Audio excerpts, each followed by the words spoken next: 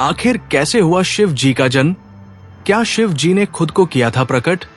आज मैं तुम्हें वो गाथा सुनाता हूं जो काल के गर्भ में छुपी है, जो समय के प्रवाह से भी प्राचीन है।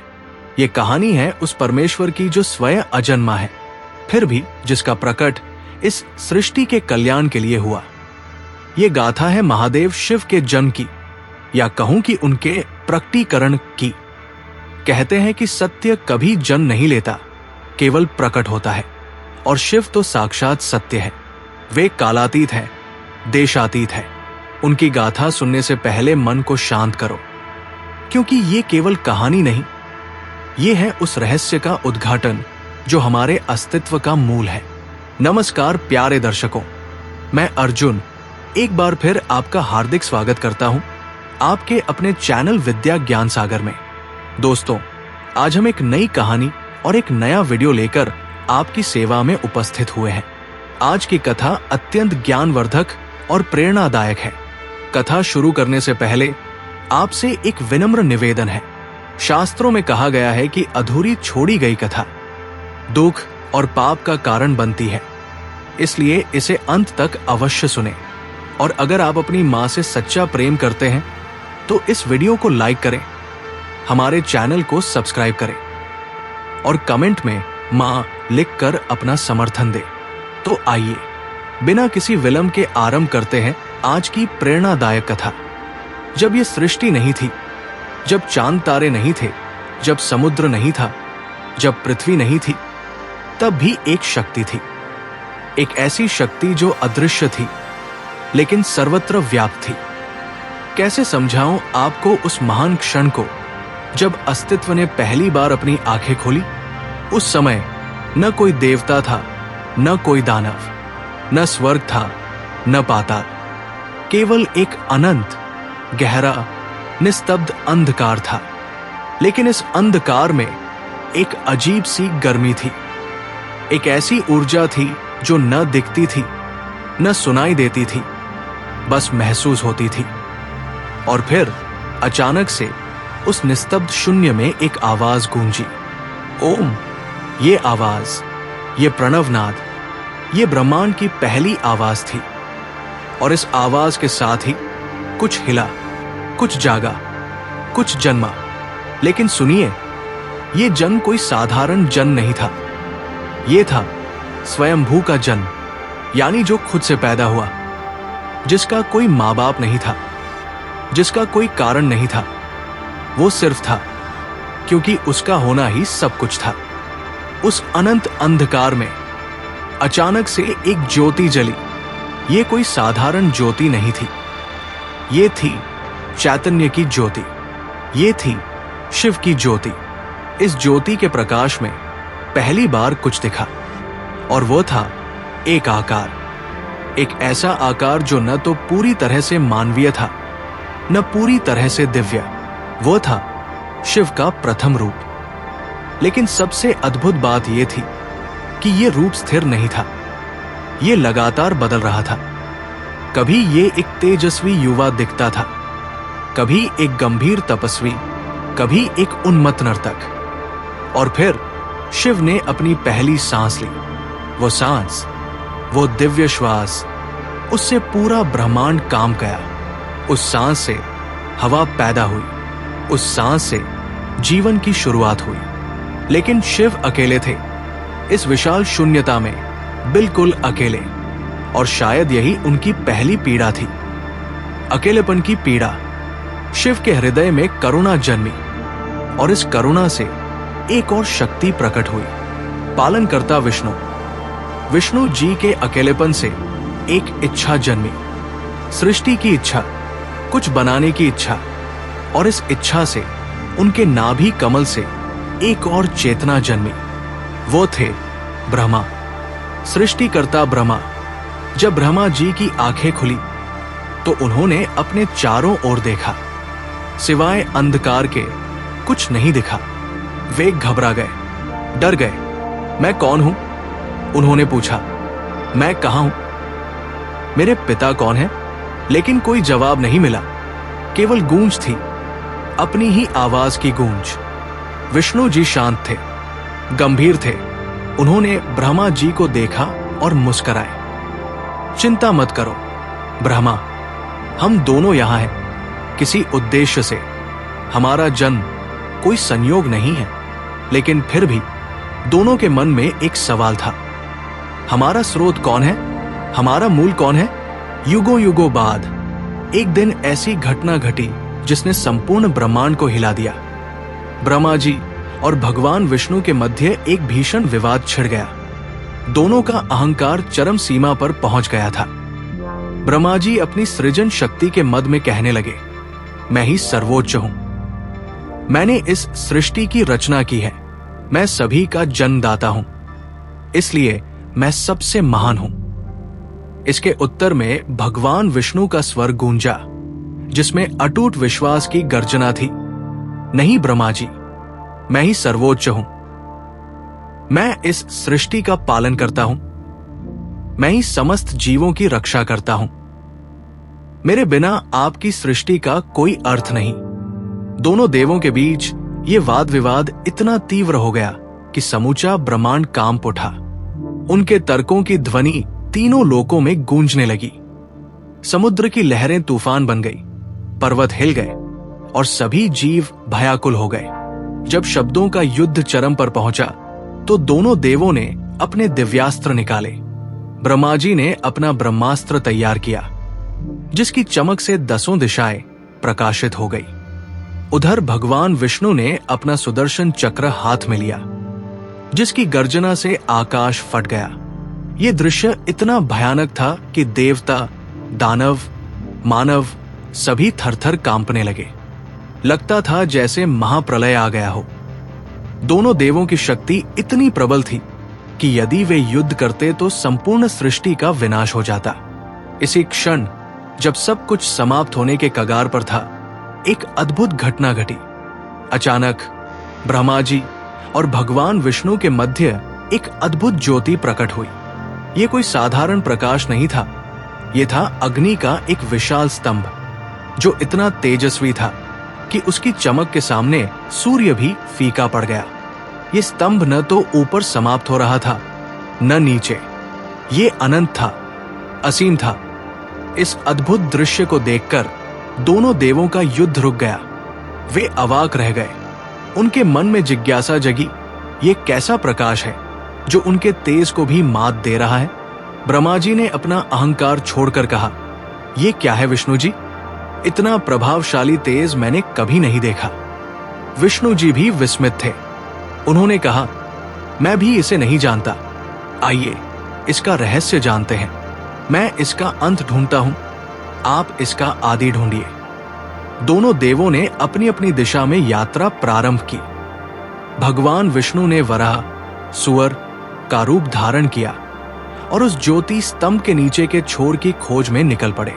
उनकी गति तीव्र थी, दृढ़ संकल्प था। वे हजारों योजन नीचे गए, लाखों योजन, पर स्तंभ का अंत दिखाई नहीं दिया। उधर ब्रह्मा जी ने हंस का रूप धारण किया और ऊपर की ओर उड़ चले। वे भी अपनी पूरी शक्ति से उड़ते रहे, हजारों योजन ऊपर, लाखों योजन, पर उन्हें भी स्तंभ का आदि नहीं मिला। हजारों वर्षों तक दोनों देवों ने खोजा। उनकी शक्ति चुकने लगी, श्वास तेज होने लगी, पर स्तंभ अनंत ही दिखाई देता रहा। अंततः दोनों देव थककर वापस उसी स्थान पर आए जहां से उन्होंने खोज शुरू की थी। उनके चेहरे पर हार का भाव था, पर साथ ही एक नई विनम्रता भी। भगवान विष्णु ने सत्य बोला, मैं हार गया। मैं इस ज्योति का अंत नहीं ढूंढ सका, ये मेरी समझ से परे है। लेकिन ब्रह्मा जी के मन में अभी भी अहंकार था। उन्होंने सोचा, यदि मैं सच कह दूं कि मैं भी हार गया तो मेरी प्रतिष्ठा गिर जाएगी। इसलिए उन्होंने झूठ बोलने का निश्चय किया। इसी समय उनकी दृष्टि आकाश में एक केतकी के फूल पर पड़ी, जो उस ज्योति स्तंभ के ऊपरी भाग से गिर रहा था। ब्रह्मा जी ने उस फूल को साक्षी बनाने का कुत्सित विचार किया। ब्रह्मा जी ने केतकी के फूल से कहा, हे केतकी, तुम मेरे साथ मिलकर कहना कि मैंने इस ज्योति स्तंभ का आदि देख लिया है। डरे हुए केतकी के फूल ने हाँ कर दी। ब्रह्मा जी ने घमंड से कहा, विष्णु जी, मैंने इस स्तंभ का आदि देख लिया है। केतकी का ये फूल मेरा साक्षी है। ये सुनकर विष्णु जी को बहुत दुख हुआ। वे समझ गए कि ब्रह्मा जी झूठ बोल रहे हैं, पर वे चुप रहे। लेकिन सत्य को कभी छुपाया नहीं जा सकता। उसी क्षण उस अनंत ज्योति में से एक गर्जना गूंजी, ऐसी गर्जना जो तीनों लोकों को हिला गई। ये आवाज थी क्रोधित शिव की। ठहरो। ये आवाज गूंजी जैसे हजारों मेघ एक साथ गरजे हों। ब्रह्मा, तुमने सत्य का हनन किया है, तुमने झूठ का सहारा लिया है। उसी क्षण उस ज्योति स्तंभ के मध्य से एक आकृति प्रकट हुई। ये थी त्रिनेत्रधारी, जटाजूटधारी नीलकंठ महादेव की मूर्ति। उनके तीसरे नेत्र से निकलने वाला तेज असह्य था। उनकी जटाओं में गंगा बह रही थी। गले में नाग शोभा पा रहा था। उनके एक हाथ में त्रिशूल था, दूसरे में डमरू। उनके दर्शन मात्र से दोनों देवों की सांसें रुक गई। ये वही शक्ति थी जिसे वे खोज रहे थे। ये वही सत्य था जिसके सामने उनका अहंकार तुच्छ था। शिवजी की आवाज में वज्र की कठोरता थी, पर साथ ही अनंत करुणा भी। मैं हूं शिव, मैं हूं वो तत्व जिसका न आदि है न अंत। तुम दोनों मेरे ही अंश हो। ब्रह्मा, तुम सृजन के लिए, विष्णु तुम पालन के लिए, और मैं सहार के लिए। हम तीनों मिलकर इस सृष्टि का संचालन करते हैं। शिवजी का तेजस्वी रूप देखकर ब्रह्मा जी कांप गए। उन्होंने समझ लिया कि उनसे भयंकर भूल हुई है। वे शिवजी के चरणों में गिर पड़े। हे प्रभु, मुझसे भूल हुई है। मैंने अहंकारवश झूठ बोला है। कृपा करके मुझे क्षमा करें। पर शिवजी का न्याय अटल था।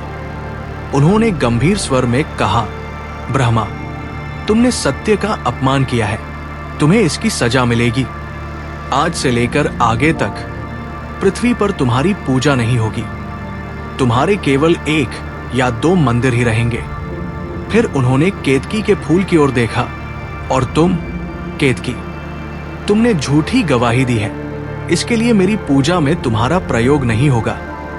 ये सुनकर ब्रह्मा जी और केतकी का फूल अत्यंत दुखी हो गए। उनकी आंखों से आंसू बहने लगे। लेकिन शिव का हृदय करुणा से भरा था। वे देख नहीं सकते थे कि कोई उनके सामने रो रहा हो। उन्होंने अपना रौद्र रूप छोड़कर कोमल स्वर में कहा, ब्रह्मा जी, आप निराश न हो। आपकी पूजा न सही, पर आपका सम्मान सदैव बना रहेगा। आप सभी यज्ञों के आरंभ में पूजे जाएंगे। आप सरस्वती जी के साथ ज्ञान के देवता के रूप में वंदित होंगे।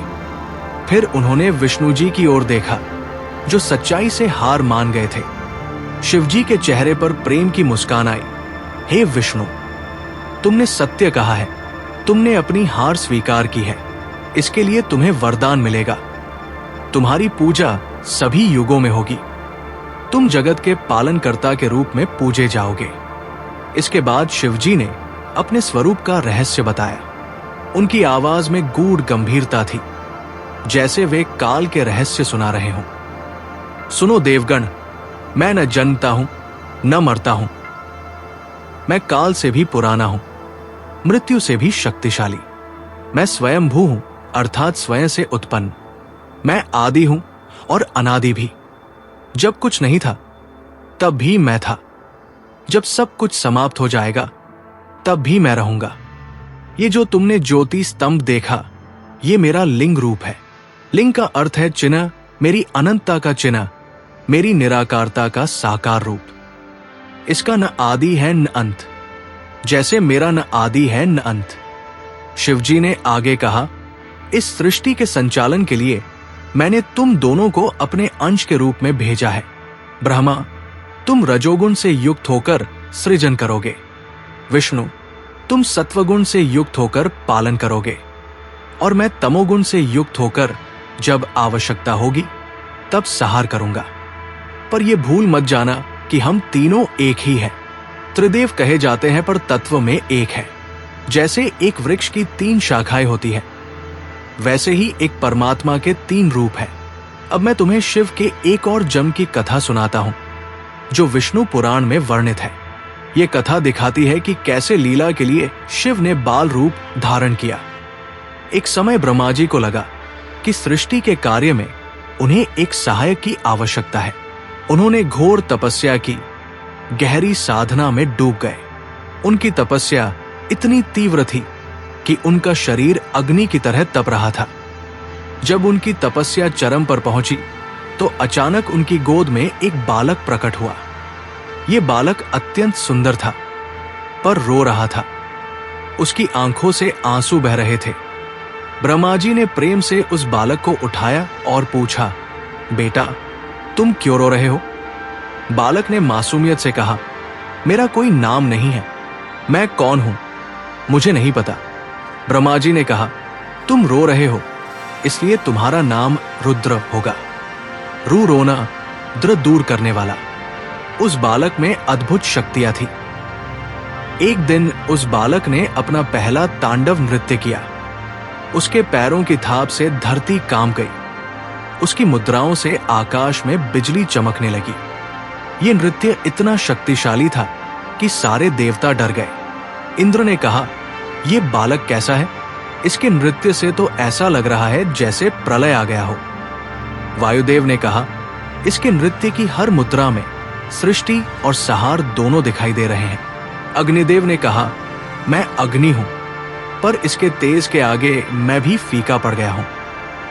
सभी देवता ब्रह्मा जी के पास आए और पूछा, प्रभु, ये बालक कौन है? इसमें इतनी शक्ति कहां से आई? ब्रह्मा जी ने गर्व से कहा, यह मेरा पुत्र है, इसका नाम रुद्र है। लेकिन मैं जानता हूं कि यह केवल मेरा पुत्र नहीं है, यह साक्षात महाकाल है, जो मेरी तपस्या से प्रसन्न होकर इस रूप में आया है। समय के साथ उस बालक का असली स्वरूप प्रकट होने लगा। उसके सिर पर जटा आ गई, जिसमें गंगा का स्रोत बहता था। उसके गले में नीलकंठ का निशान प्रकट हुआ। उसके हाथों में त्रिशूल और डमरू आ गए। उसके तीसरे नेत्र का प्राकट्य सबसे अद्भुत था। जब वो पूर्ण रूप से क्रोधित होता तो उसका तीसरा नेत्र खुलता और उससे ऐसी अग्नि निकलती जो किसी भी पाप को भस्म कर देती। एक दिन देवताओं ने देखा कि वो किसी गहरे ध्यान में बैठा है। उसके चारों ओर एक दिव्य प्रकाश था। उसकी सांसें इतनी गहरी थी कि ऐसा लग रहा था जैसे वो पूरे ब्रह्मांड की सांस ले रहा हो। इंद्र ने हिम्मत करके पूछा, हे महान आत्मा, आप कौन हैं? आपकी ये शक्ति, ये तेज, ये दिव्यता, ये सब कहां से आता है? तब उस युवा ने आंखें खोली। उसकी आंखों में अनंत करुणा थी, अनंत ज्ञान था। मैं हूं शिव, मैं काल का भी काल हूं, मैं मृत्यु का भी मृत्यु हूं।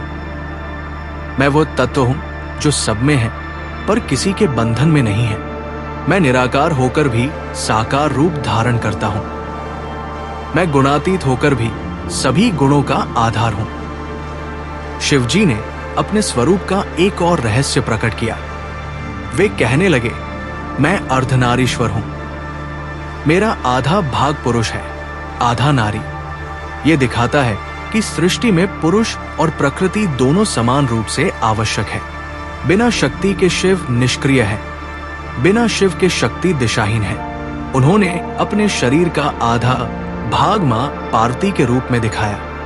यह दृश्य इतना दिव्य था कि सभी देवता मुग्ध हो गए। देखो, शिव जी ने कहा, यह है संपूर्ण सृष्टि का रहस्य। मैं और मेरी शक्ति, हम दो होकर भी एक है। जैसे अग्नि और उसकी गर्मी अलग नहीं है, वैसे ही शिव और शक्ति अलग नहीं है। शिवजी ने बताया कि उन्होंने कैलाश पर्वत को अपना निवास क्यों बनाया। कैलाश पर्वत धरती का सबसे ऊंचा स्थान है। वहां से मैं संपूर्ण सृष्टि पर नजर रख सकता हूं। वो स्थान इतना पवित्र है कि वहां की हवा में भी मेरी उपस्थिति का एहसास होता है। मेरे साथ वहां मां पार्वती है, जो मेरी शक्ति है। गणेश और कार्तिकेय हैं, जो मेरे पुत्र हैं। नंदी है, जो मेरा सबसे प्रिय भक्त है। ये पूरा परिवार मिलकर सृष्टि के कल्याण के लिए कार्य करता है। शिवजी ने अपना अंतिम संदेश दिया, हे देवगण, मैंने तुम्हें अपना परिचय दिया है। अब तुम जानते हो कि मैं कौन हूं। मैं सबका हूं, पर किसी का नहीं। मैं सब में हूं, पर सबसे अलग हूं। याद रखना, न मैं जन्मता हूं न मरता हूं, मैं केवल प्रकट होता हूं और अप्रकट हो जाता हूं। जैसे सूर्य उदय और अस्त होता दिखता है, पर वास्तव में वो सदा ही है। ये कहकर शिवजी फिर से उसी ज्योति स्तंभ में विलीन हो गए। इस कहानी में जो सत्य छुपा है वो ये है कि शिव हमारे भीतर है, उन्हें बाहर खोजने की जरूरत नहीं। जब हम अपने अहंकार को छोड़ देते हैं तो वही शिव तत्व प्रकट हो जाता है। यही है शिव के जन्म का सबसे गहरा रहस्य। वे तब जन्म लेते हैं जब हम उनके लिए स्थान बनाते हैं। प्यारे भक्तों, हमें आशा है कि ये कथा आपके जीवन में सकारात्मक बदलाव लेकर आई होगी। कृपया इसे लाइक करें और दूसरों तक पहुंचाने के लिए इसे शेयर करें। अपने श्रद्धा भाव को कमेंट सेक्शन में ओम नमः शिवाय लिखकर प्रकट करें। इस कथा को अंत तक देखने के लिए आपका दिल से धन्यवाद। हर हर महादेव।